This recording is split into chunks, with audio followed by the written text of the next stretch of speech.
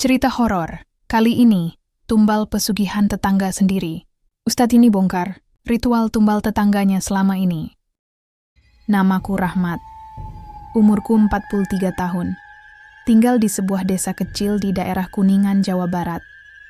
Orang-orang di sini biasa memanggilku Ustaz Rahmat, karena aku sering mengisi pengajian dan membantu warga dengan zikir, serta doa-doa penawar gangguan. Rumahku sederhana, berdinding kayu, atap genteng tua, dan halaman depan yang selalu kuhiasi bunga melati dan sirih. Disinilah aku hidup bersama istri dan 2 anakku. Sederhana, tapi tenang. Setidaknya, sampai beberapa bulan terakhir, aku mulai merasa ada yang tidak beres sejak Pak Daryanto pindah ke desa ini 5 tahun lalu. Pak Daryanto dan keluarganya menempati rumah besar di sebelah barat jalan utama. Rumahnya megah, lebih besar dari masjid desa. Ia datang tanpa banyak cerita, hanya membayar semua biaya pembangunan balai desa dalam seminggu dan langsung diterima sebagai salah satu tokoh penting. Tapi, ia aneh. Ia sangat dermawan pada orang luar. Sering memberi uang pada pedagang dari luar daerah. Tapi untuk warga desa sendiri, jarang sekali ia mau membantu. Bahkan saat acara sosial seperti pembangunan sumur atau renovasi mushala, ia pura-pura sedang pergi. Dan setiap malam Kamis Kliwon, ia pergi entah kemana. Mobilnya keluar desa. Lampu mati total di rumahnya. Beberapa waktu lalu, aku baru saja selesai mengisi pengajian ibu-ibu di masjid. Udara malam cukup sejuk, burung-burung sudah diam. Aku pulang dengan langkah santai, melewati pagar besi rumah Pak Daryanto. Dan di sanalah aku melihatnya. Sebuah goresan kecil di tiang pagar, masih basah, baru saja ditulis, "Jangan lupakan janji." Aku mengerat-kerat tanah dengan ujung sepatu. Aku ingin percaya ini hanya coretan anak kecil iseng, tapi aku tahu itu bukan. Simbol di bawahnya, lingkaran dengan titik di tengah, adalah simbol yang pernah kulihat di kitab kuning lama milik kiai tempatku mondok dulu. Simbol pesugihan darah. Aku menutup mataku rapat. Aku tidak percaya setengah-setengah pada hal-hal gaib. Tapi, sekarang aku mulai percaya sepenuhnya. Beberapa hari kemudian, seorang lelaki asing datang ke rumahku, bukan dari desa ini. Ia memakai baju compang-camping dan wajahnya murung. "Assalamualaikum Ustaz," sapanya pelan. Aku menjawab salam dan menyilakan masuk. "Ada apa?" Ia menatapku lama, lalu berkata, "Anak saya sakit, Ustaz.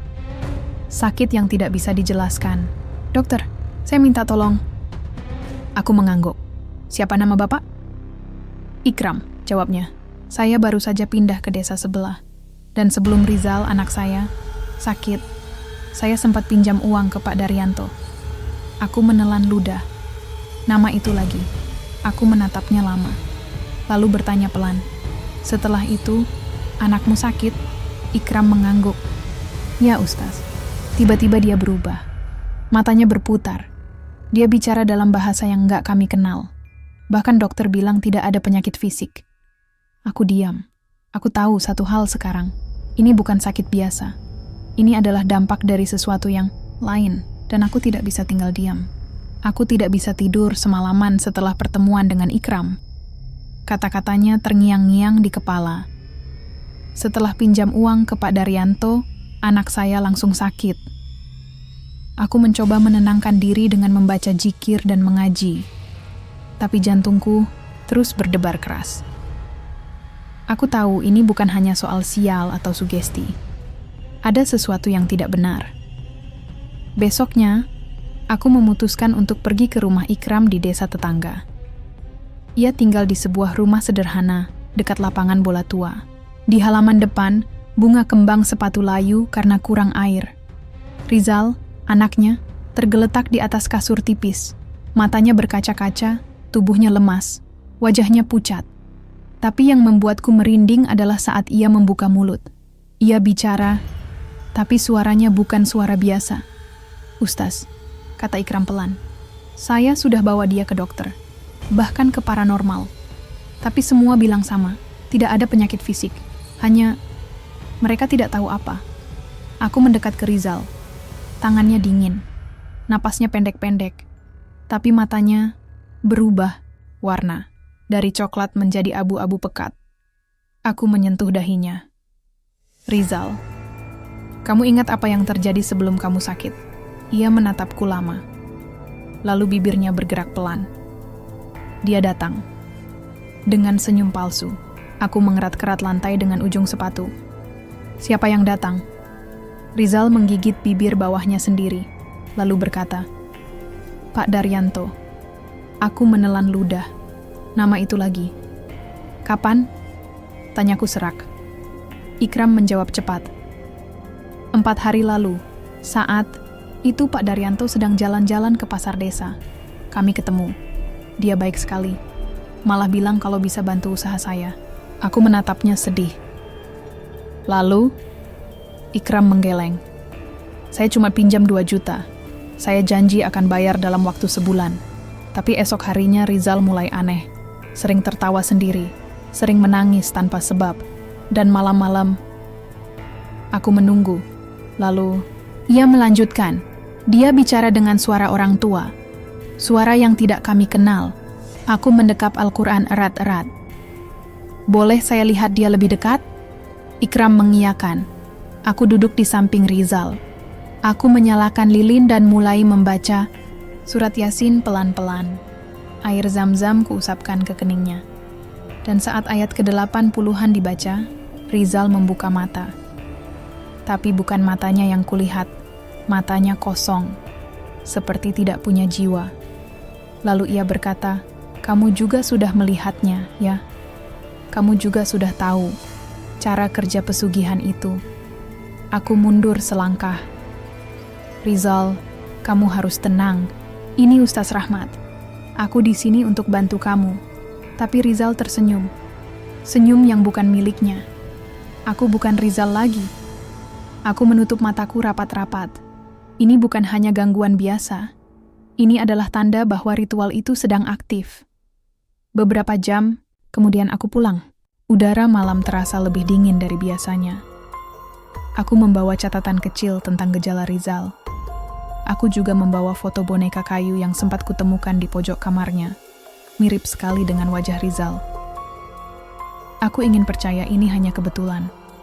Tapi, firasatku berkata lain. Aku bertemu istriku di ruang tengah. Kamu baik-baik saja?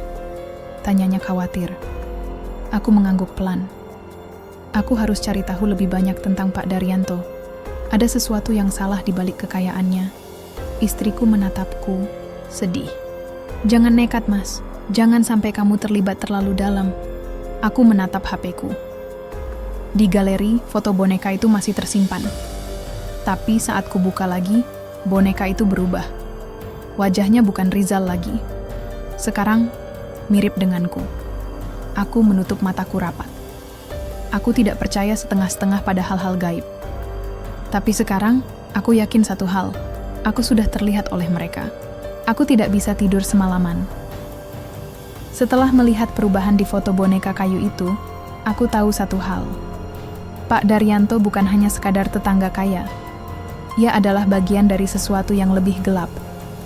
Aku memutuskan untuk mengikutinya. Malam itu, saat hujan gerimis menyiram atap rumah warga, Pak Daryanto keluar dengan mobil hitamnya. Aku menunggu di balik pagar, membawa senter dan Al-Quran kecil sebagai perlindungan. Aku mengendarai motor tua milikku, menjaga jarak agar tidak ketahuan. Ia melewati jalan desa, lalu berbelok ke jalur sempit yang menuju ke hutan belakang. Jalur ini biasanya sepi, hanya digunakan petani untuk mencari kayu bakar.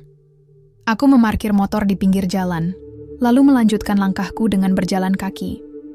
Di tengah hutan, udara terasa lebih berat. Dingin menusuk tulang meskipun tidak ada angin. Bau tanah basah bercampur dengan aroma kemenyan yang sangat kuat. Burung malam tidak berkicau. Hanya suara daun yang bergesekan pelan. Lalu, aku melihatnya. Sebuah cahaya redup menyala di tengah lapangan kecil. Di sanalah Pak Daryanto berdiri. Ia tidak sendiri. Ada 2 orang lain bersamanya. Pria tua berjas putih dan seorang perempuan muda berambut panjang. Di tengah lingkaran batu besar, Sebuah boneka kayu tergeletak. Wajahnya mirip Rizal. Tapi kali ini, aku yakin, ini bukan hanya sugesti atau imajinasi. Ini adalah ritual. Dan mereka sedang melakukan penyerapan jiwa. Pak Daryanto mulai membaca mantra dalam bahasa Sunda kuno. Suaranya pelan tapi tegas. Perempuan muda itu menyalakan lilin hitam di 4 penjuru lingkaran. Sementara pria tua itu menuangkan air merah dari botol tanah liat ke atas boneka itu. Aku menyembunyikan diriku di balik pepohonan, napasku pendek-pendek. Jantungku berdebar keras. Aku membaca surat Al-Fatihah pelan-pelan, berharap bisa melindungi diri. Lalu, boneka itu bergerak. Hanya sedikit, kepalanya menoleh. Menatap lurus ke arahku. Padahal aku belum terlihat. Aku mundur, cepat.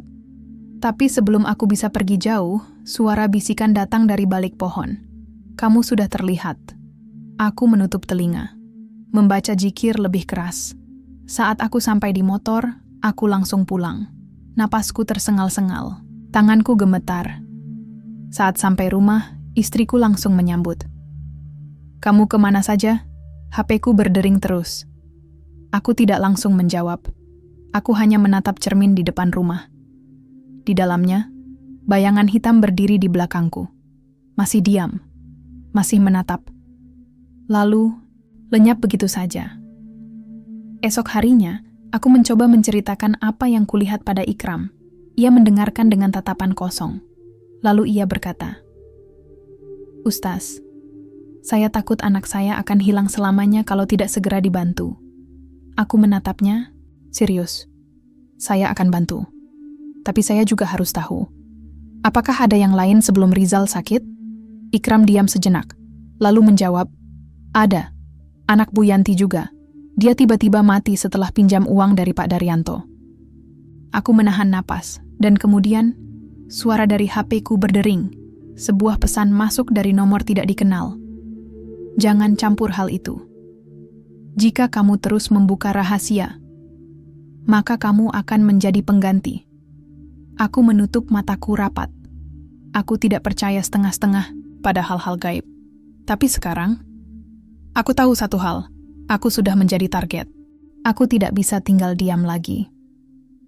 Setelah melihat ritual itu dari kejauhan dan menerima pesan aneh dari nomor tak dikenal, aku semakin yakin bahwa Pak Daryanto bukan hanya kaya karena usaha.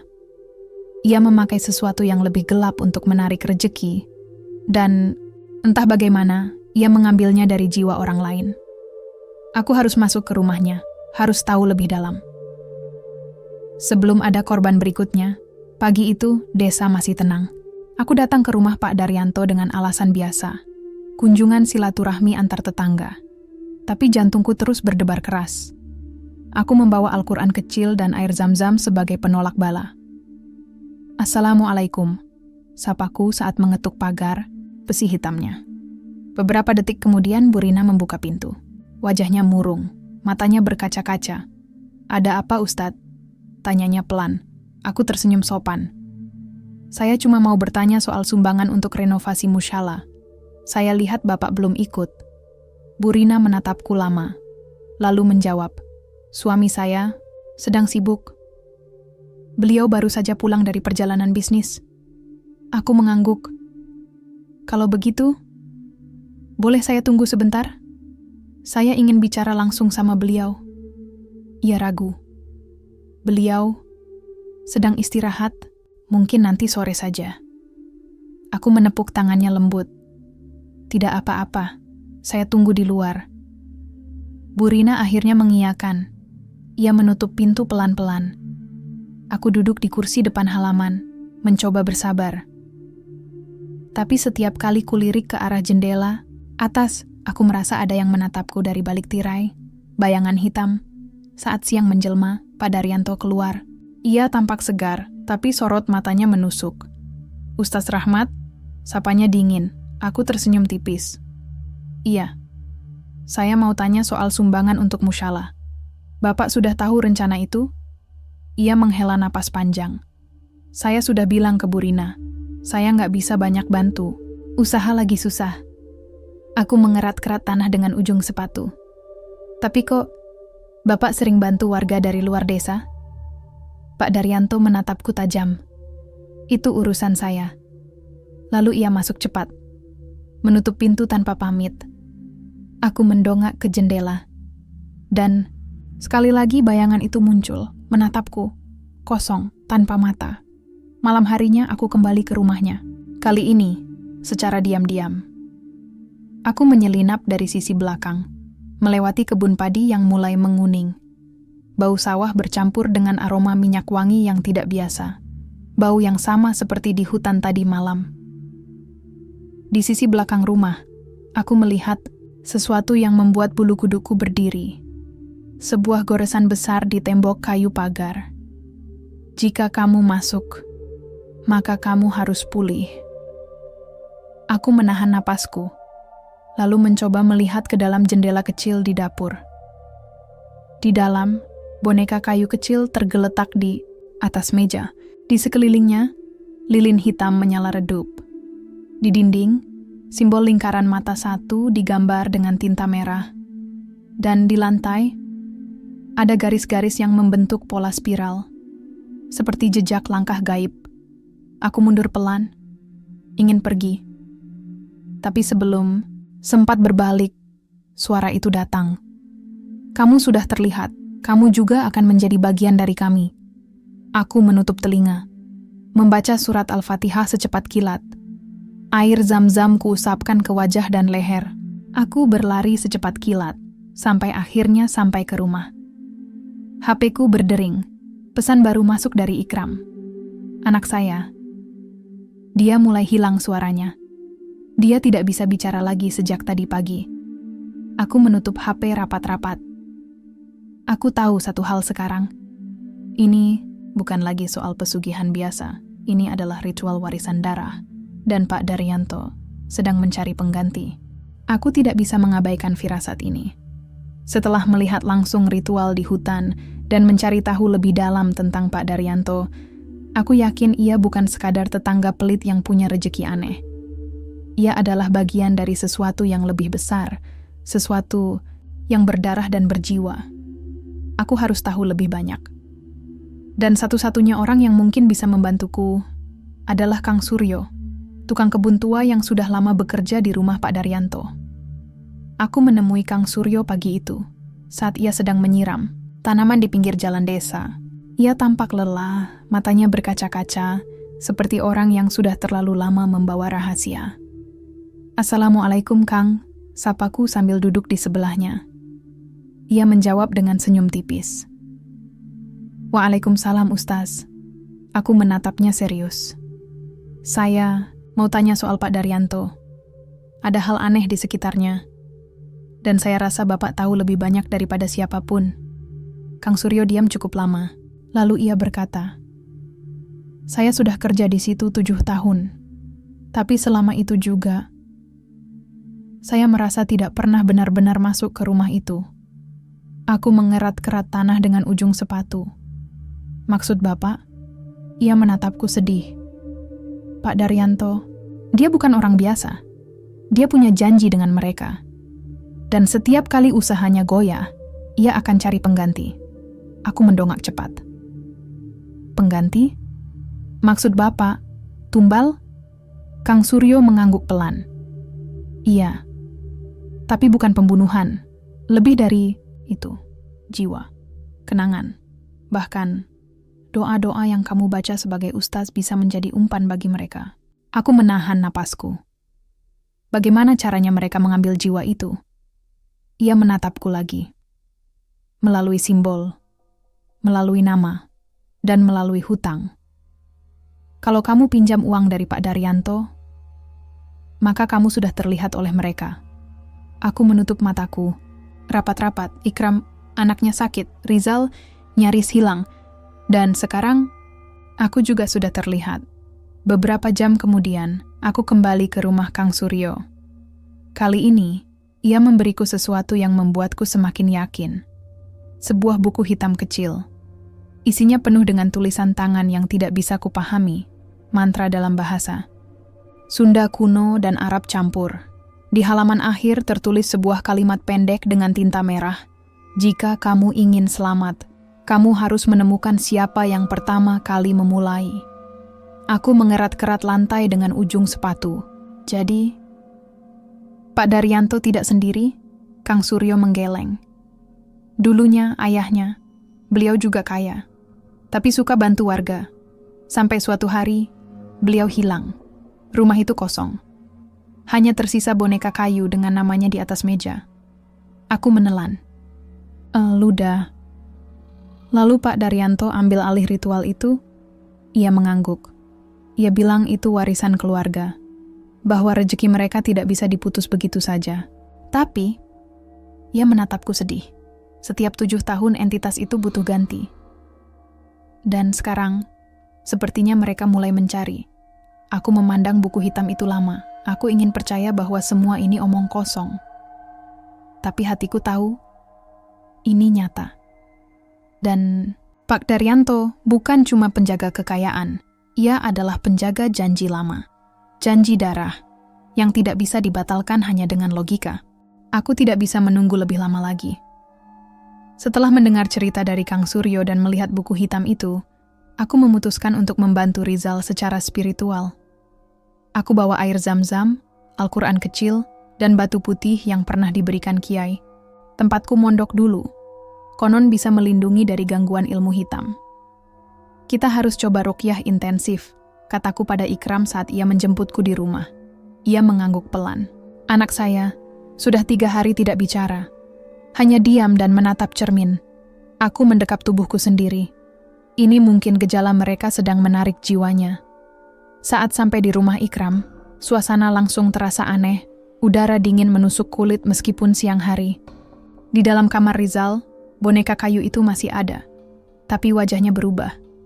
Sekarang, matanya kosong. Bibirnya retak-retak. Bau anyir darah menyengat hidungku. Rizal tergeletak di kasur tipis. Matanya tertutup rapat. Tapi napasnya pendek-pendek. Seolah-olah ia sedang berjuang untuk tetap bernapas. Aku mulai membaca surat Al-Baqarah, menyiramkan air zam-zam ke 4 penjuru kamar. Lalu menyalakan lilin di sudut-sudut sebagai simbol perlindungan. HP-ku kurekam semua proses ini. Aku ingin punya bukti. Ingin tunjukkan pada warga desa bahwa Pak Daryanto bukan hanya pelit. Ia juga menggunakan cara gelap demi rejeki abadi. Beberapa menit berlalu. Aku membaca ayat demi ayat. Air zam-zam kuusapkan ke kening Rizal. Dan kemudian, matanya terbuka. Tapi bukan ekspresi manusia biasa. Wajahnya datar. Senyumnya tidak sampai ke matanya. Lalu suara itu keluar dari mulutnya. Kamu mencoba menghentikan kami? Aku mundur selangkah. Rizal, kamu harus pulih. Ini Ustaz Rahmat. Aku di sini untuk bantu kamu. Tapi suara itu bergantian. Satu milik Rizal, yang lain. Bukan, kami tidak akan berhenti. Kami butuh jiwa baru. Dan dia sudah terlihat. Aku menahan napasku. Suara itu menunjukku. Aku menoleh ke Ikram. Ia menutup mata, menangis pelan.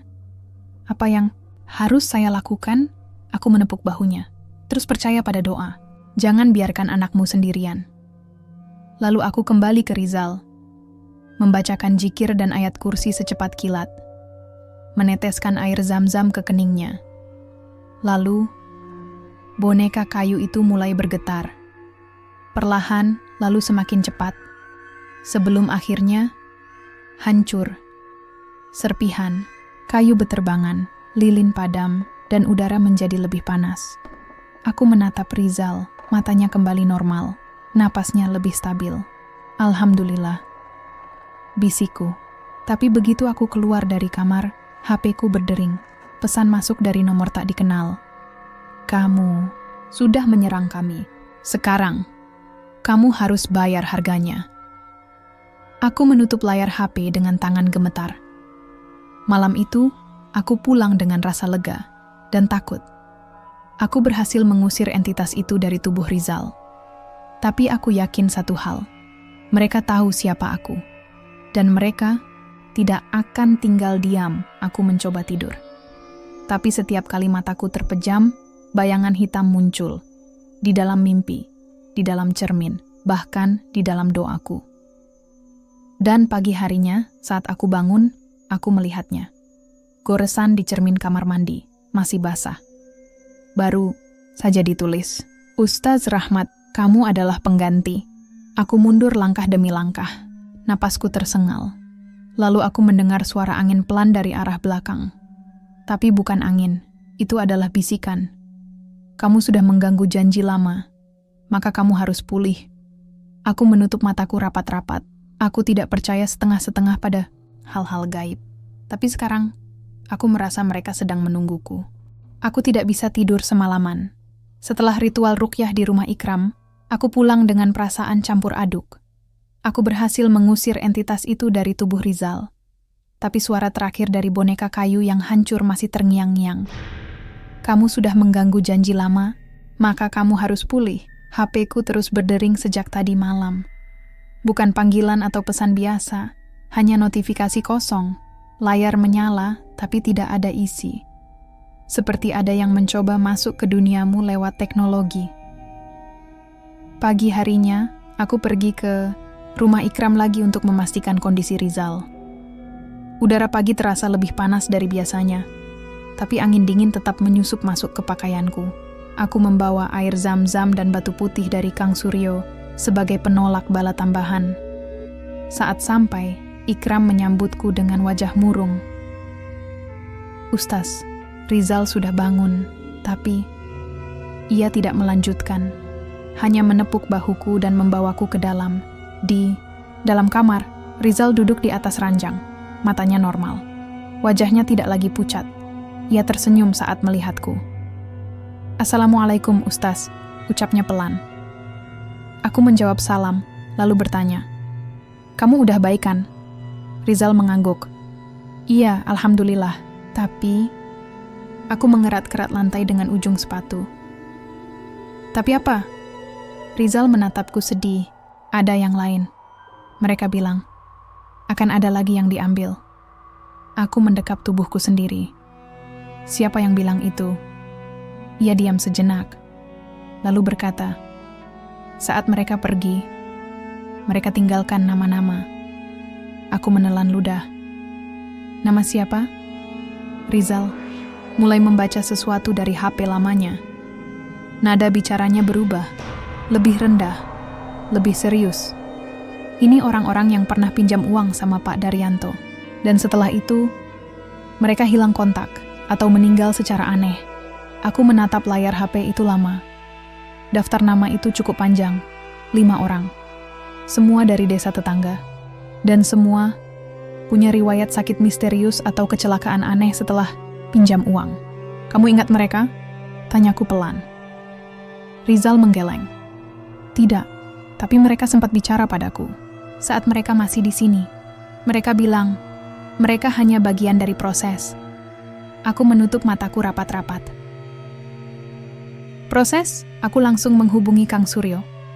Dan beberapa jam kemudian, ia datang ke rumahku. "Lihat ini," kataku sambil menunjukkan daftar nama itu. "Apa Bapak kenal?" Kang Suryo menatapnya lama. Lalu ia menghela napas panjang. "2 dari mereka pernah kerja di sini," jawabnya, tapi tiba-tiba ngilang. Pak Daryanto bilang mereka kabur.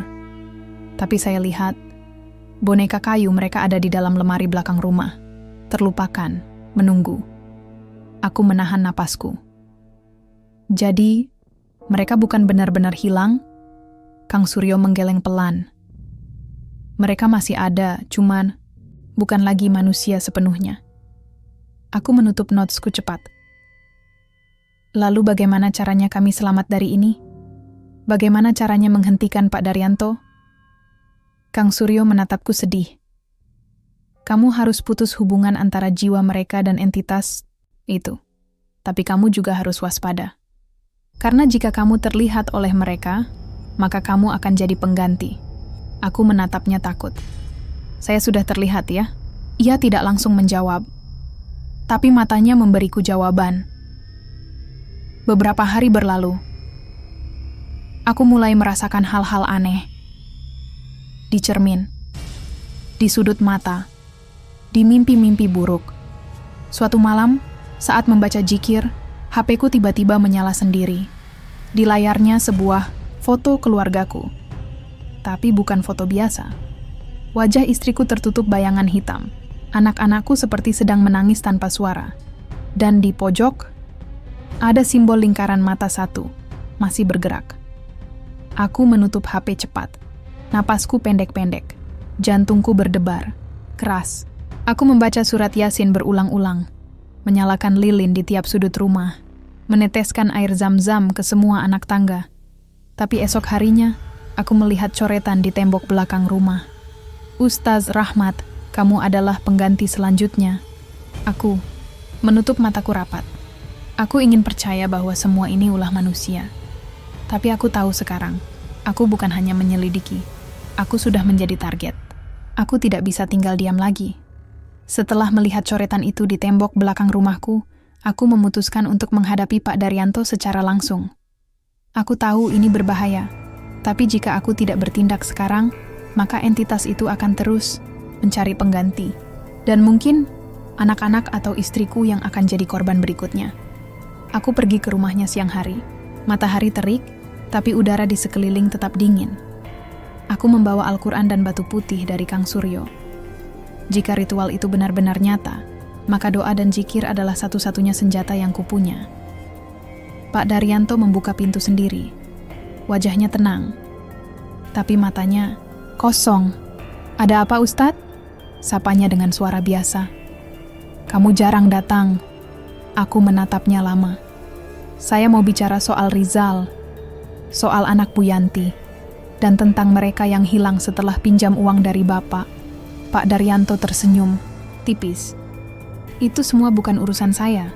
Mereka punya nasib masing-masing. Aku mengerat-kerat tanah dengan ujung sepatu. Saya sudah lihat boneka kayu itu. Saya juga dengar suara mereka.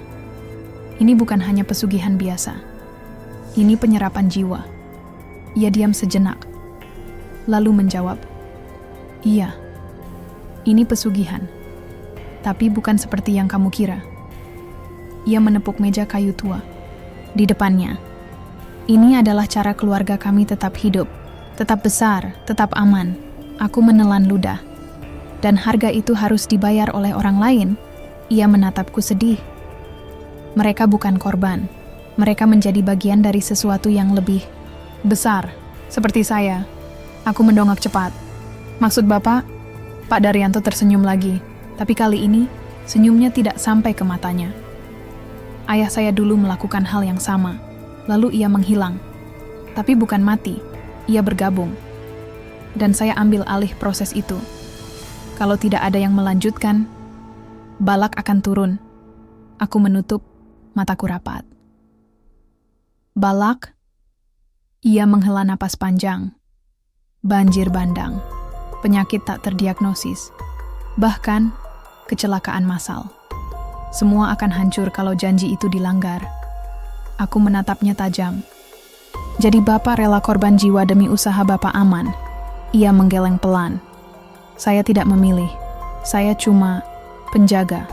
Lalu ia menatapku dalam-dalam dan berkata, "Sepertimu." Beberapa jam kemudian, aku pulang dengan kepala pusing. Aku ingin percaya bahwa semua ini omong kosong. Tapi HP-ku mulai menerima pesan aneh lagi. Dari nomor tak dikenal. "Kamu sudah terlihat. Kamu sudah diambil. 7 tahun lagi. Kamu harus pulih." Aku menutup layar HP. Napasku pendek-pendek. Aku menemui Kang Suryo lagi. Ia melihat wajahku dan langsung tahu. "Kamu sudah ketemu dia?" Tanyanya pelan. Aku mengangguk. Ia bilang ia cuma penjaga, bahwa ia tidak memilih siapa yang jadi tumbal. Hanya melanjutkan proses itu. Kang Suryo menatapku serius. "Kalau begitu, kamu harus putus hubungan itu. Sebelum 7 hari lagi." Aku mengerat-kerat lantai dengan ujung sepatu. "Bagaimana caranya?" Ia memberiku sebuah batu hitam kecil. "Ini adalah batu pemutus. Taruh di bawah bantal seminggu. Biarkan dirimu tidur tanpa mimpi buruk.